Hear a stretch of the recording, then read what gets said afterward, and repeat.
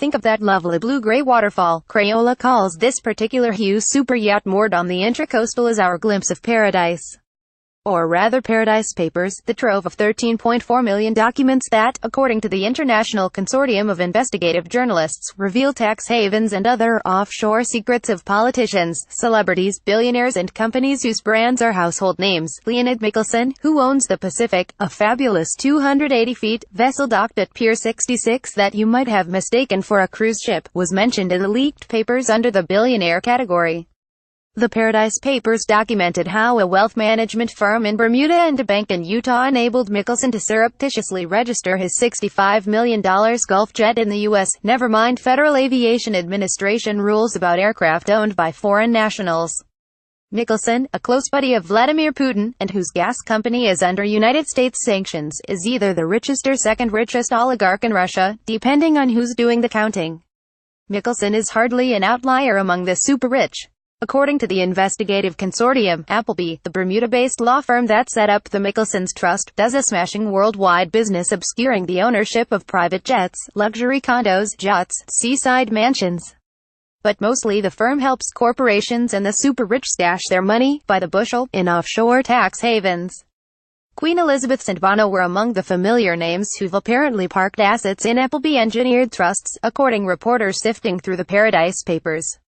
Some 31,000 American clients, described as ultra-high net worth individuals, employ Appleby's services to avoid the tax rates that us less than high net worth chumps will face come April 15th. All of this is quite legal, mind you.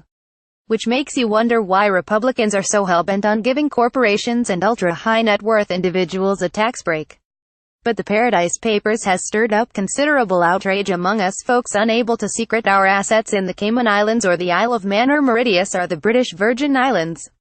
And among those of us who couldn't find the Seychelles on a map, much less set up a secret bank account on the Indian Ocean archipelago.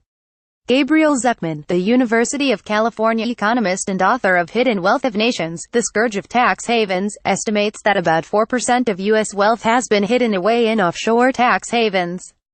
That's just a trifle compared to Latin America, where Zuckman says 20% of financial wealth has skedaddled. Even larger percentages have been spirited out of Africa and Russia.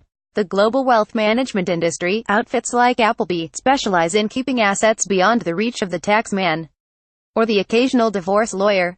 An estimated 8% of the world's wealth has been stowed in tax havens. Do I find this outrageous? Oh, I might, if I lived in Des Moines or Kansas City.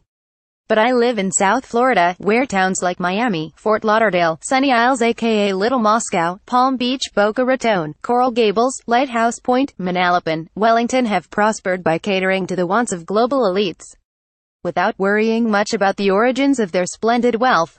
Shadowy offshore shell companies have invested billions in South Florida's luxurious high-rise condos and waterfront mansions. Last year, the Miami Herald reported that 90% of Miami-Dade County's new residential construction, mostly those glittering high-rise condominiums along the beachfront or in downtown Miami, had been purchased in cash transactions. And good luck figuring out the names behind the shell companies listed on the deeds. These properties are less about sheltering people than sheltering taxes, which works out swimmingly for South Florida. Phantom buyers pay real estate taxes based on the value of their multi-million-dollar properties. Shell companies don't get homestead exemptions, without adding much to local traffic or the infrastructure woes. Of course, if the phantoms, mostly from South America or Russia, occasionally visit their South Florida digs, we're happy to cater to their luxurious wants. Better still, if they fly here in their private jets, or sail into town on super yachts like the Pacific.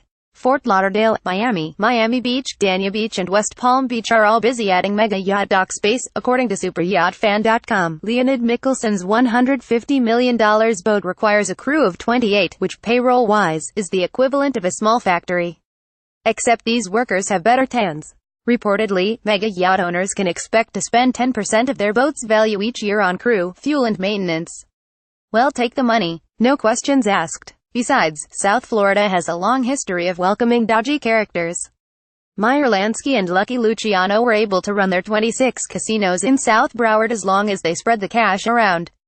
Local authorities hardly bothered Al Capone back when he was living the good life in his Palm Island mansion on Miami Beach. Come to think of it, could have used an offshore tax shelter. Fred Grimm at grimm_Fred and Leo Grimm at gmail.com, a longtime resident of Fort Lauderdale, has worked as a reporter or columnist in South Florida since 1976.